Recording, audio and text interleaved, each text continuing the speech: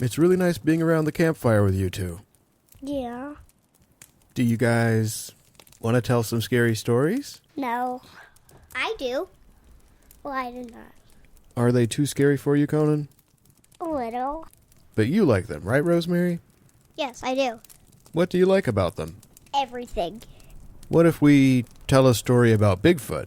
I'd love to. No, but you're already Bigfoot. Do I look like Bigfoot? Yeah, because you're big. This is gonna be so funny. What does a Bigfoot smell like? Rotten fish. Rotten fish. And cat pee. And cat pee. And a dead bird. That does sound kind of scary. I would be literally terrified. Okay, I'm going to tell you a story I heard when I was a little boy. If it gets too scary, don't worry. You're going to be all right. I promise.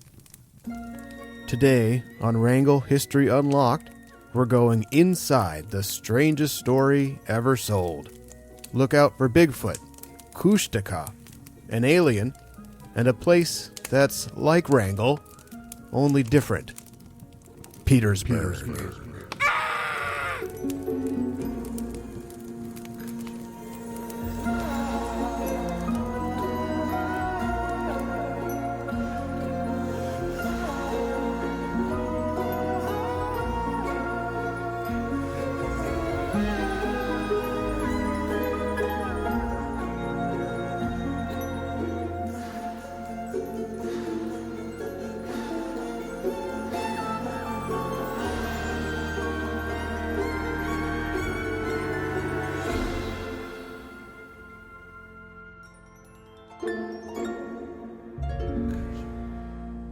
Chapter 1. A Voice from the Grave.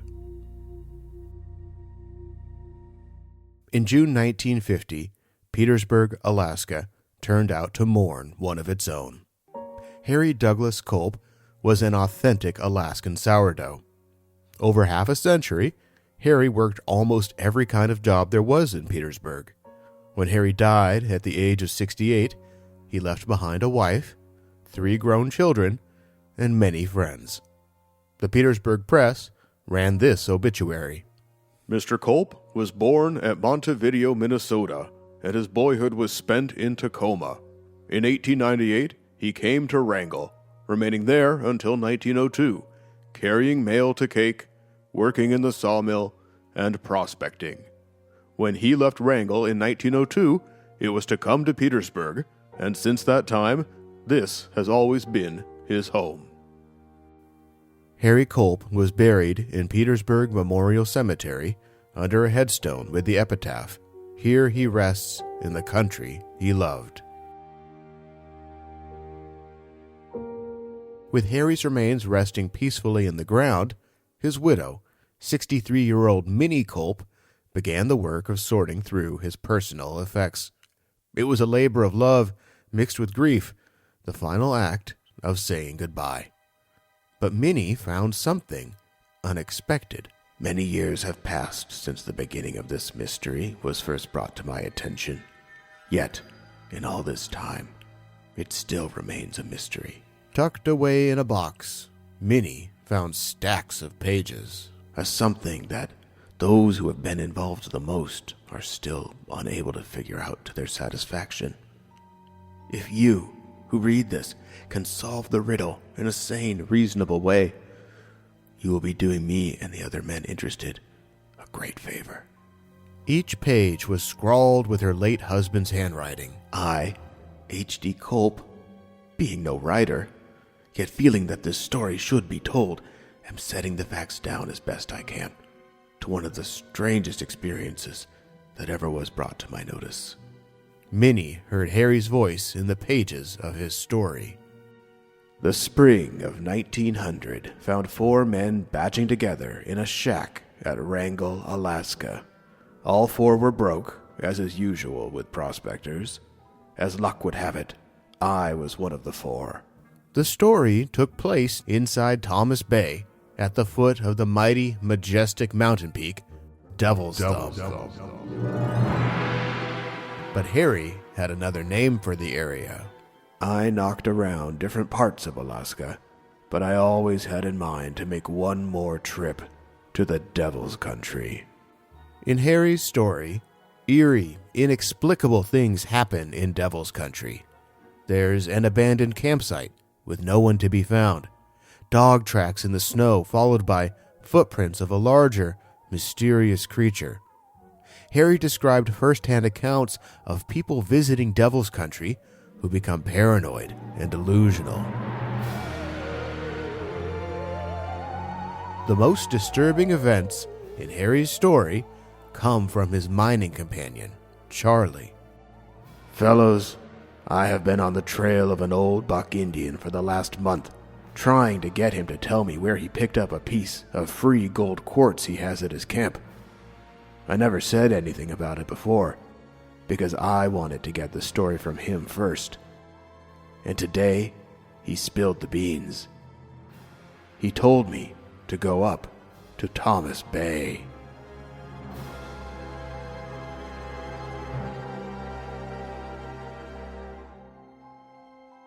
Charlie leaves Harry and the others in Wrangell and spends days hiking above Thomas Bay until he finds a massive ledge of gold-speckled quartz. Charlie uses the butt of his rifle to chip off a large piece of it, but in doing so, he breaks his rifle, leaving him defenseless. After a bit more hiking, Charlie succeeds in finding the Half Moon Lake, but out of nowhere, Charlie is attacked. Swarming up the ridge toward me from the lake were the most hideous creatures. I couldn't call them anything but devils, as they were neither men nor monkeys, yet looked like both. They were entirely sexless, their bodies covered with long, coarse hair, except where the scabs and running sores had replaced it. Each one seemed to be reaching out for me and striving to be the first to get me. The air was full of their cries, and the stench from their sores and bodies made me faint. I forgot my broken gun and tried to use it on the first ones. When I threw it at them and turned and ran, God, how I did run. I could feel their hot breath on my back. Their long, claw-like fingers scraped my back. The smell from their steaming, stinking bodies was making me sick, while the noises they made, yelling, screaming, and breathing, drove me mad. Reason left me. How I reached the canoe or how I hung on to that piece of quartz, I do not know. At the end of his story, Charlie swears to his fellow companions. You, no doubt, think I'm either crazy or lying. All I can say is, there is the quartz. Never let me hear the name of Thomas Bay again. And for God's sake, help me get away tomorrow on that boat.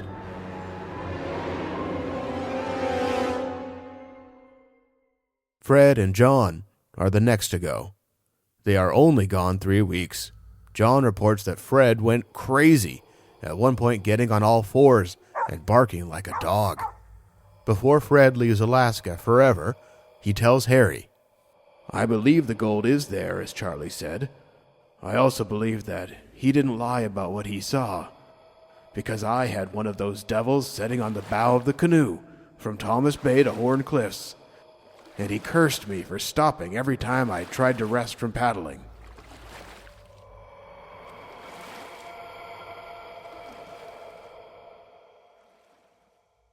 With Harry long gone, Minnie could only speculate on the truth of the story. But one member of the Culp family took an interest. Virginia Culp was just 22 years old when her father died. Her oldest brother, Douglas, lived in Fairbanks with his own family. Her next oldest brother, Richard, lived in Petersburg and ran a store. Virginia, who worked in a shrimp cannery, sensed a business opportunity.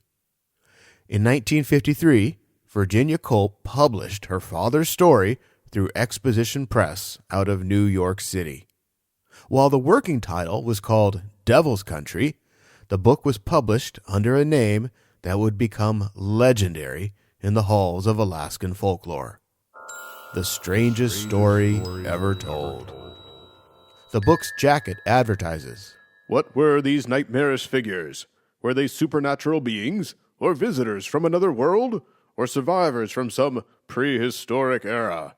Whatever they were vicious, soul-tormenting, body-destroying, and evil.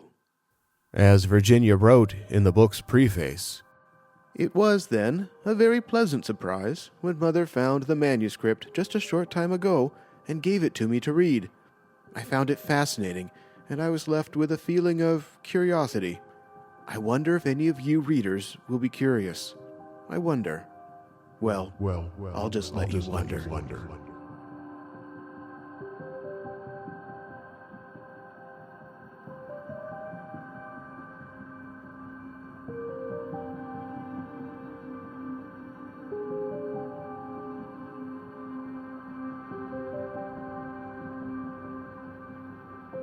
Chapter 2. A Legend is Born. Though slim and concise, the strangest story ever told has gone on to become a fixture of Alaskan literature. For many families, it is a story passed down through generations, from adults to children and grandchildren. When the book was first published in 1953, it sold for $2. Over the years, the book has been reprinted multiple times. After Alaskan statehood in 1959, Alaska Marine Highway ferries crisscrossed southeast Alaska, often carrying a copy of the book in the gift shop, ensuring it reached the hands of locals and tourists. The book has taken on a life of its own, and so have the devils. From the start, the little devils in the story captured the spotlight.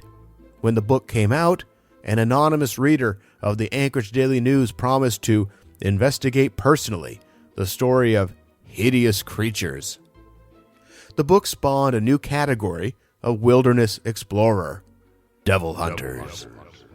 Here's an example from the March 22, 1957 Petersburg Press. 2 men, Clarence Livingston and Jay Rust, both from Washington, were in the country last year, according to Virginia Culp. They reported finding the lake shaped like a quarter moon and one shaped like the letter S, but found no gold or devils or strangeness.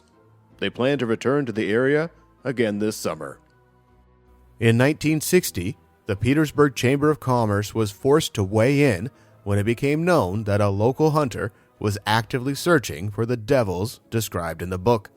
The Petersburg Press reported, Some wished to outlaw such hunting if done with a bow and arrow, and others wanted to send the movie rights to Warner Brothers Studios if they would film the adventure in the area next summer. The April 1st, 1966 New Petersburg Press wrote, Big discovery points to hairy men. Skeptics, who after reading Virginia Culp's father's book, The Strangest Story Ever Told, have smiled and shaken their heads, may have another shake coming. A Canadian engineer reported finding 3 distinct tracks similar to, but larger than, those of humans.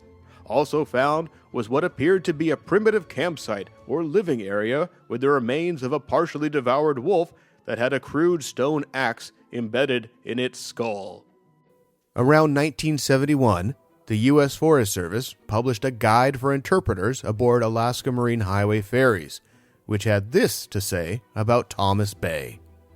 So far as is known, that gold is still up there, and so are the devil men. If you're game enough to take the trip up there sometime, maybe someone from Wrangell would like to go along. They say the scenery down below the Devil's Thumb is out of this world. In May 1978, the Petersburg Pilot reported a team of 22 individuals would travel to Thomas Bay to investigate strange occurrences. The paper wrote, Steve Adderton, 24, of Gig Harbor, Washington, has organized a 22-man party made up of chemists, anthropologists, zoologists, biologists, and cooks, to name a few, that will travel to the shores of Thomas Bay to investigate reports of 2.5-foot dwarves and hairy creatures that are said to exist in the area. 76 persons responded to the advertisement, from which Mr. Adderton selected 22 people to make the trip with him this summer. None of these expeditions ever found any devils. But for some, there is no mystery. Based on clues from the book, they believe they know the creature Harry Culp is describing. And it's no devil.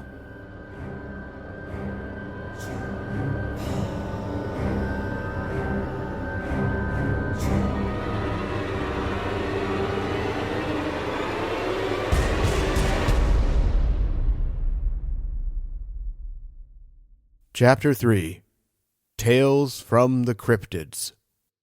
One group points to the strangest story ever told as further proof of a creature they believe is more than myth.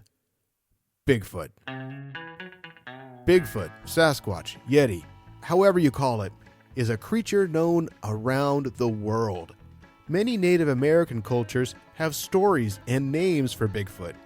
Bigfoot sightings are rare, but when they do happen, it tends to be in places where human beings have penetrated deeply into the wilderness. According to the January 14, 1978 Anchorage Daily News, the subject of Sasquatch surfaced again in the late 1960s when an individual contacted authorities about trying to trap a Bigfoot in the Thomas Bay region of southeast Alaska. Colonel Frederick W. Wolstad, Protection Division Director, said although Bigfoot is not a legal species at this point, the beast is still protected by state law, because nobody can hunt or kill an animal for which no season or bag limit has been established. The internet has allowed Bigfoot enthusiasts to network and share ideas like never before. In an ebook entitled Sasquatch Behavior, author Bobby Short wrote, "The Culp story is more an account of Sasquatch attack rather than a chase story. For me, the realism of it came when I read his words, 'Stench from their sores and bodies made me faint.' That brought it home." In August 2024, the Historical Sasquatch Society shared on Facebook. The account tells of 4 men, Harry Culp and John, Fred, and Charlie, ventured into Thomas Bay in the spring of 1900. Charlie encountered a troop of smelly Sasquatch while on a ridge overlooking a mountain lake. To help us understand Bigfoot better, here's a lover of big, smelly creatures, my wife, Mary Rooney. Bigfoot is big and strong. I wouldn't want to mess with Bigfoot. In fact, I would just probably stay away from Bigfoot. I think I really first thought about Bigfoot watching the movie Harry and the Hendersons. And it's about a Bigfoot who is hit by a car. They ended up taking him in and having him live in their basement. And so you fall in love with this lovable large Bigfoot. So no plans to have a Bigfoot live in your basement? I already live with a 5-year-old. I'm pretty good on that front. We recently took our kids to the North American Bigfoot Center. There's a butt print on display, which I think was really compelling. And there are a lot of footprint casts that have been taken from all over the country. What does Bigfoot smell like? Garbage or a really, really wet dog. How do Bigfoot reproduce? Is that appropriate for this podcast? Good night, everybody. Bigfoot believers aren't alone in attempting to find an explanation for what Harry Culp described. Another group looks no further than Southeast Alaska's own Tlingit culture to a spirit world being known to transcend boundaries of land and water. Kushtaka. According to the legend, Kushtaka are land otters who can change form to appear as someone you know. Having gained your trust, Kushtaka may attempt to lure you to go with them. If they lure you into the water, it may be to your death. Just as Harry Culp described monkey-like creatures, so too did the Reverend Harry Corser describe Kushtaka as monkeys in his book, Totem Lore of the Alaska Indians. The Kushtaka are the boogeymen of the Tlingit people. Their existence was firmly believed in. Some of the more educated of the Indians, who are familiar with the different Kushtaka legends, explain them by supposing that at one time, monkeys lived in Alaska. In January 1975, Roger Painter wrote in the Southeastern Log, "As persistent as the gold rumors are, tales that the gold is protected by hordes of Kushtakas, half-man, half-otter creatures of Tlingit Indian legend. Many a prospector looking for the Thomas Bay motherlode is said to have returned scared out of his wits, babbling tales of the hideous devil creatures that chased him out of the bay empty-handed. In May 1994, the Petersburg pilot argued that the strangest story ever told is about Kushtaka. Each of the men, alone in the woods during the encounter, came back silent or temporarily senseless, so shaken that most either never wanted to step foot in the area or even the state again. What happened to them in the meantime often remained vague, except that they faced or were chased by the land otter people.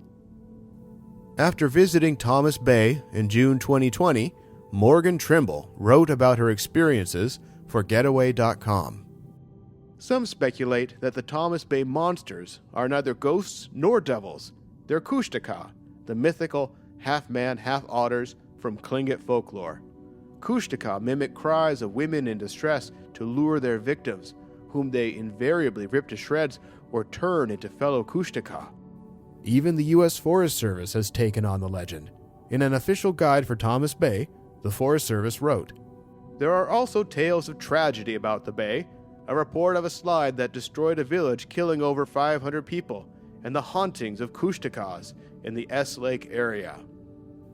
In 2013, actor Charlie Sheen chartered a private plane to Sitka, Alaska, to investigate Kushtaka. He described Kushtaka to TMZ. A shape-shifting trickster who is half man, half otter. It lures one away from the campsite with the mimicked sounds of a crying baby, then kills you, takes on your form, and returns to the scene for more suckers or prey.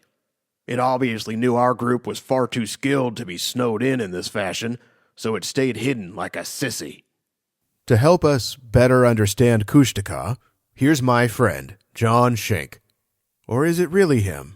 From my experience, I've heard people talking where Kushkas have red glowing eyes and that they shapeshift into people that you know, but then some other people will say, no, they just shapeshift into objects that are just common throughout Southeast because that's all they know. With the Kushtaka, there's a level of respect there where native and non-native people keep an attitude of like, I'm not going to mess with that. I'm not going to make fun of it. I'm not going to celebrate it.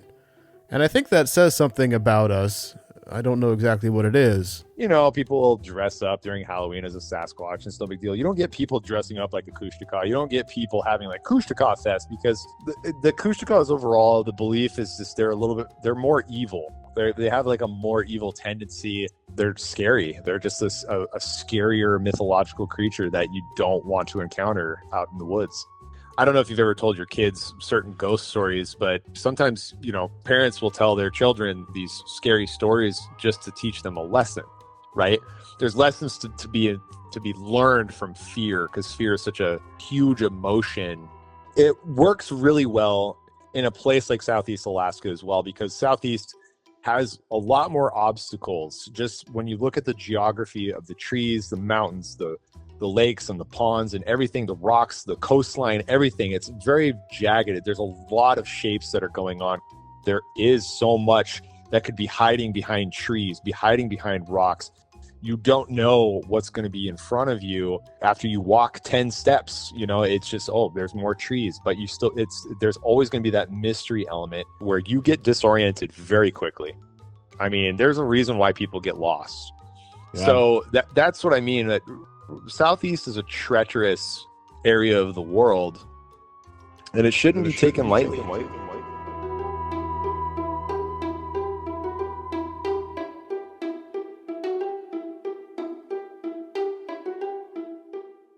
In more recent times, a new theory has emerged that is not so supernatural, but just as unbelievable. Some people think the hairy little devils Harry Culp described may have been Chinese survivors of a shipwreck. It's a theory that has shown up online, like on Tara Nielsen's blog, Alaska for Real. She describes hearing the theory from a long-time Alaskan. My father found out there'd been a shipwreck not that long before the prospector was on the scene. No lives were saved, supposedly. But what if some of the passengers, which were mostly Chinese immigrants brand new to the country, and not speaking a word of English, made it ashore. They could have lived in the caves and subsisted on mountain goats, using the hides for clothes when theirs gave out. Thankfully, we don't have to wonder anymore. Like Harry wrote in his introduction, if we can solve this riddle in a sane, reasonable way, we'd be doing him a favor. So today, we're going to solve the mystery of the strangest story ever told. And it starts with Harry Culp.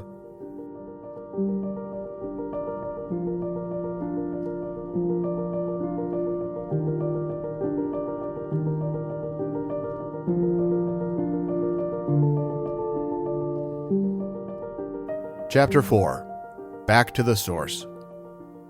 The biggest mystery about the strangest story ever told may be Harry Culp himself. Harry Culp's obituary and many written profiles after his death say he was born in Minnesota. But Harry Culp was not born in the United States. Harry Culp was an alien. Harry Culp was born in Nova Scotia, Canada, around 1882. He was part of a large family, which migrated to the United States in 1886. Harry's father applied for citizenship, making Harry a citizen as well. But Harry may not have known that. In 1913, Harry applied for U.S. citizenship, but abandoned the application. In the final decades of his life, and in his obituary, Harry Culp's birthplace was recorded as the United States. But this was a myth. Just like Devil's Thumb, Harry Culp presented an American front, but he had a Canadian background. Another mystery about Harry is whether he actually spent time in Wrangell at all. At the beginning of his story, Harry tells us it's the spring of 1900, and he's one of 4 men batching together in a shack in Wrangell, Alaska. In fact, according to the 1900 census, Harry Culp was 17 years old, a student, and living with his parents in Allen, Washington. It's possible that Harry Culp at least visited Wrangell, but the only Culp who left behind any record of his time in Wrangell was Harry's older brother, Wallace. In the spring of 1898, at the age of 25, Wallace Culp went to Wrangell. His adventures in and around the town generated mentions in the town's local paper, the Stickeen River Journal. Years after Harry's death, the Petersburg Press asked Minnie about those years, and all she could do was laugh and say, "That all happened before we were married." Harry and Minnie were married in 1912 in Tacoma, Washington, where Harry had made his home for several years. Harry and Minnie moved to Petersburg, Alaska after their marriage, in time to have their first son, Douglas Culp, in October 1914. Their second son, Richard, followed 2 years later in 1916. According to the original typeset manuscript, Harry Culp wrote his story in 1925. At the beginning of that year, the Petersburg Herald wrote about black smoke rolling up the crest of Devil's Thumb. The vicinity around Devil's Thumb, though not over 40 miles from Petersburg, is practically unexplored. Indians' legends and superstitions and fearful tales from prospectors surround the mysterious land, and besides Thunder Mountain, which trembles from the concussions of the mighty ice fields, there are said to be poisonous fumes and springs which have caused people to become locoed. At some point in 1925, Harry Culp began writing his story. That year, the Culp family lived on a fox farm outside of Petersburg. They were isolated, as it was too far away for the Culp boys, Douglas, 11, and Richard, 9, to be able to attend the school in Petersburg. The Culp family relied on each other. For entertainment, they had stories from books and memory.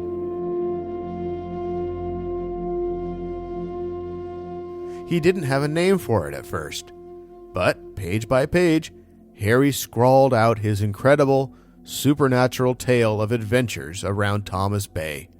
He poured his years of experience mining around Thomas Bay into the story.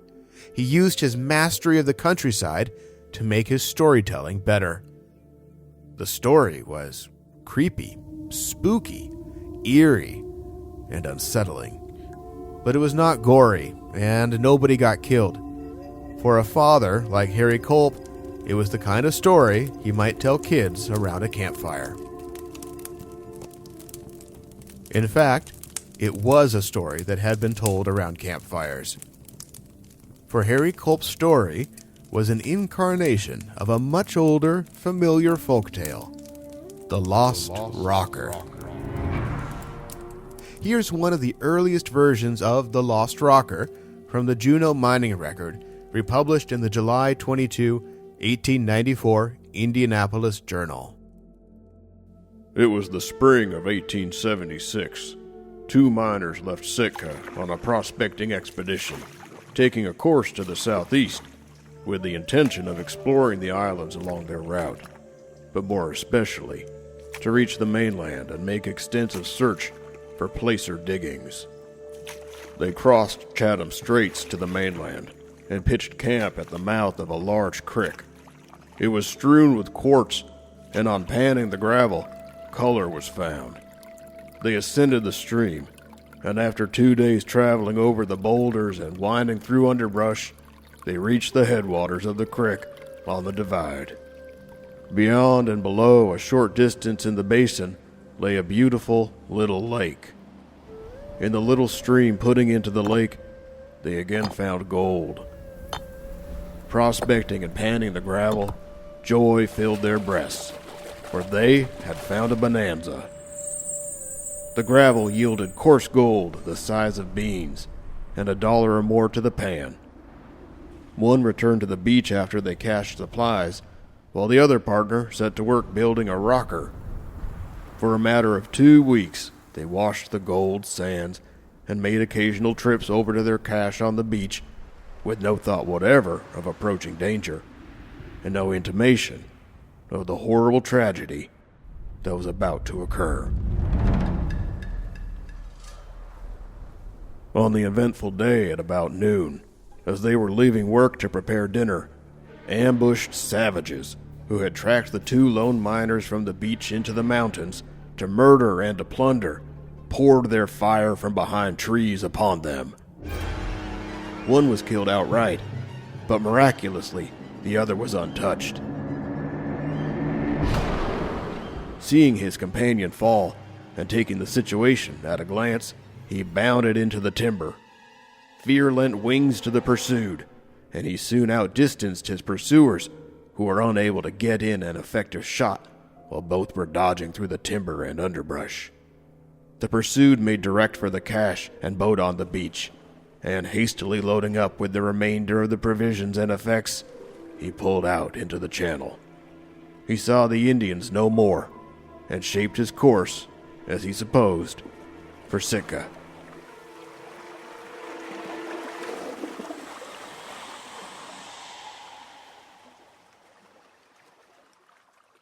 The Lost Rocker was a hit. It appeared in newspapers around the country under headlines like "A Bonanza Gold Story from the Wilds of the Far North" and "Romantic Gold Story from Alaska's Shores." The telling of the story evolved, but in every version of the Lost Rocker, angry Indians surprise and chase the unsuspecting miner out of the woods within an inch of his life. The December 2nd, 1896 Douglas miner. When one morning shortly after the beginning of their day's toll, they were fired upon by a party of Indians in ambush, and one of the men fell, probably instantly killed, the other being unharmed. This man reached the woods and eventually the boat. Just 3 years before Harry Culp wrote his story, The Lost Rocker appeared in the Cordova Daily Times. Returning to camp one day, this man had found his 2 companions murdered, seemingly by Indians. He had taken the treasure and fled over the mountains, crossing 3 ranges, and had come out at tidewater at a small Indian village or settlement. During the night he had stolen a canoe and had managed to make his escape and drift about until picked up. The November 3rd, 1946 Seattle Daily Times tied together The Lost Rocker with the mysterious stories about Thomas Bay. Old prospectors around Wrangell and Petersburg say that the Lost Rocker is a strike of such richness that the gold literally may be rolled from the ground. Legend relates that the gold is guarded by a lost tribe of Indians who roll huge boulders from the ridges upon all who dare enter the forbidding land to see it. People have always been skeptical of the Lost Rocker story. In 1900, the Alaska Dispatch explained what everyone knew at the time. Alaska is not the only country with the story of a lost rocker to spur on the prospector. Nearly every prospector and mining man in Alaska has from time to time heard more or less the lost rocker, though most frequently in a jesting manner, and many that mention it have but a vague idea of the original story. Part of mining culture is legends about lost fortunes, like the Lost El Dorado, the Treasure of Montezuma, the Lost Cabin, and others. For each legend, the fruitless search becomes part of the story. Eminent Alaska historian Robert de Armand described the Lost Rocker like this. Any mining region, and especially any old mining region, that is deserving of the name should have a legend of at least one lost mine, and in this respect, southeastern Alaska fully qualifies with the legend of the Lost Rocker. It is a legend that appears to meet all the requirements: general overall vagueness as to both time and place, contradictory details in the many tellings of the story, both verbally and in print, and, above all, the complete unfindability of the lost gold deposit. When The Strangest Story Ever Told came out, it was understood that these stories were already familiar in the culture. It wasn't new. The book's jacket advertised, "The stories have been told over and over around sourdough's campfires and have become part of the legend of the gold country." The Daily Sitka Sentinel described the stories as already a legend among the prospectors, fishermen, and adventure-loving folk of the gold country. Virginia Culp herself commented, During the years, the Devil's Country story has been passed along by word of mouth so often that the details had become obscured. The story of the Lost Rocker found a lasting home in Thomas Bay, but it evolved to replace angry Indians with supernatural beings. In 1932, the Seward Daily Gateway commented on the local lore of Thomas Bay. The area known as Devil's Land, back of Thomas Bay, is not haunted by urchins and queer people. Neither are there great quantities of gold in and near Half Moon Lake, according to an investigation conducted by 4 men. The name Devil's Thumb helped lend credence to the idea that evil spirits lived in Thomas Bay. But the name Devil's Thumb had nothing to do with the devil, demons, or any dark spirits. It came from 1869, when the United States Navy sent the USS Saginaw to explore and document Alaska. As Commander Richard Meade passed among the channels of southeast Alaska, he spied a great, mountainous peak to the east. It resembled a peak he'd seen before. Meade named the peak Devil's Thumb after a rock off the western coast of Greenland, also called Devil's Thumb. Both rock formations are tall, narrow, rounded on the top, and serve as helpful markers for mariners. The USS Saginaw would sail on, but leave behind the name Devil's Thumb. While the Saginaw's mission was scientific in nature, it was responsible for the shelling and destruction of the Tlingit village of Cake. The only devils Richard Meade saw in Alaska were likely on his own ship. By 1925, the battle for Alaska Native civil rights was in full swing. Petersburg was home to the Alaskan Fisherman newspaper, published by Lewis Paul, whose brother William Paul was the first Tlingit lawyer and served in the Alaska Territorial Legislature. Many Tlingit people attended churches, operated businesses, and were part of everyday life. The Lost Rockers trope about a band of hostile Indians roaming the woods simply did not fit anymore in 1925 when Harry Culp wrote his story. By making the villains of his story little devils instead of Indians, Harry Culp sidestepped sensitive cultural issues and allowed for a freer, more imaginative world. But the parallels are the same. In both The Lost Rocker and Strangest Story Ever Told, it's understood that the gold miner has stepped out of his world into theirs. They live here. He doesn't. And he must confront that he is a trespasser, caught in the act of taking what is not his, and he must face a hasty exile. But there is one piece of the Thomas Bay story that is true. To understand it, we have to go back to the beginning of time, when the world was covered in water.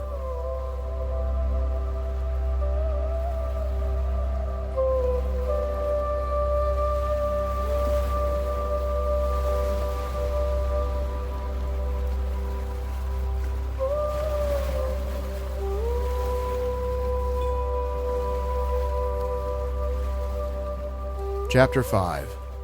Generations. In Tlingit oral tradition, it's called the Great Flood. It is similar, in some ways, to the story of Noah's Ark in the Old Testament. Where Noah had a boat, the Tlingit hung to the highest mountain peaks until the water receded. According to William Paul in the Alaska Tlingit, the legend is that at the time of the Great Flood, people who could reach the top of this mountain with their dogs, the grizzly bear, and mountain goats, were saved. Tlingit story is told by different tribes situated in different districts in southeastern Alaska would say, "That is the mountain that saved my ancestors." One peak in particular became known as Tal Kunach Gusha, the mountain that saved mankind. It is often simply known as Tal. The Tlingit called the people who lived behind the mountain the Tal Tan. When the flood receded, the people who survived atop the mountains moved down to the coast. Some wound up inside a wide, open-mouthed bay they called Tal Ku. The bay was conveniently located near rivers, glaciers, and the mouth of the Stikine River. This was the home of the Tal Quedi. It later became known as Thomas Bay in 1887 after U.S. Navy Lieutenant Commander Charles Thomas. There is evidence of a long history of Tlingit occupation in this area. In 1930, prospectors discovered mummified remains of an 18-month-old girl in a cave in Thomas Bay. Her remains were wrapped in furs and estimated to be 1,000 years old. For generations, the Tal Quedi lived inside the bay. But then, a devastating landslide changed everything. In the Alaska Tlingit, William Paul described meeting an elderly woman from Haines who described how her clan came to be. They were the people of Tal. Several generations ago, their ancestors had a village in Thomas Bay, in the shadow of the great mountain Tal. After a terrible slide destroyed the village and many people, some of those who escaped took refuge on the west shore of Duncan Canal. Some Tal Quedi headed south after the landslide, joining the village of Katsitlan on the southwest corner of Wrangel Island. Eventually, they all moved north to the harbor where Wrangel is today. The point in front of the town is still named for the Tal Quedi leader who settled along the peninsula, Shustak. The landslide imbues Thomas Bay with a sense of tragedy and danger. In his handwritten manuscript, Harry Culp mentioned the landslide near the very end of his story, but in the book version, it was brought onto page 1 in the book's only footnote. Thomas Bay is known by the natives in Alaska as the Bay of Death. About 150 or 200 years ago, a slide down one of the mountains wiped out a village, killing over 500 of the inhabitants. The name Devil's Thumb, combined with the tragedy of the landslide, created an otherworldly quality to Thomas Bay as a place where dark spirits mingled with the landscape. In 2009, a writer for the New York Times read The Strangest Story Ever Told and remarked that unquiet ghosts had seemingly haunted the place. The most magical thing about The Strangest Story Ever Told is that it brought Harry Culp back to life. When asked if her father really believed there were devils at Thomas Bay, Virginia Culp replied, No, he didn't really believe it. He thought the devils were a big joke. I think so too, but it makes a good story. Some people take it seriously, or call my father a liar, but that doesn't bother me. When Virginia learned about the 22 people in Seattle ready to explore Thomas Bay, Virginia flatly shot down the idea. The December 13, 1978 Petersburg Pilot wrote, Thomas Bay expedition termed foolish. A damper was put on the proposed trip when Virginia Culp, daughter of the author of the book that was the catalyst for the expedition, wrote to the photographer Mike Segrist and explained that she thought the whole idea was foolish. According to Culp's printed statements, she indicated that Thomas Bay was no longer a primitive area, and it did not need exploring.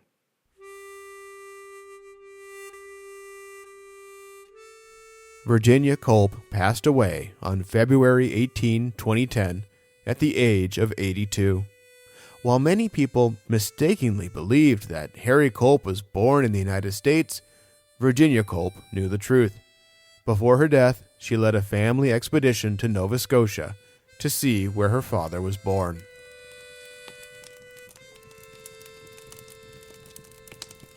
There's one piece of the story I can't understand. According to the Culp family, the discovery of Harry's story came as a complete surprise.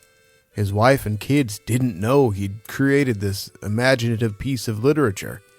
He kept it hidden to himself, and it was only discovered after his death. Why did he keep it hidden? Why didn't he share it with the world? How many people have created their own masterpieces and hidden them away, never to be seen? Well, kids, what did you think? Did you like the story? Kids? Oh, you're asleep. Well, I guess the story worked. Good night.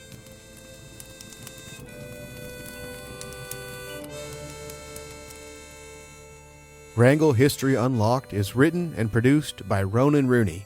Learn more and read a transcript of today's episode at wranglehistoryunlocked.com/strangest story. Music and sound effects by epidemicsound.com. Thanks to John Schenk for agreeing to go on the record about Kushtaka. And thanks to my family, Mary, Rosemary, and Conan, for appearing in today's episode. Thank you Sandra Johnston and the Alaska State Library for access to the original manuscript of The Strangest Story Ever Told. Today's episode makes fair use of portions of The Strangest Story Ever Told and is unaffiliated with the book or its publishers.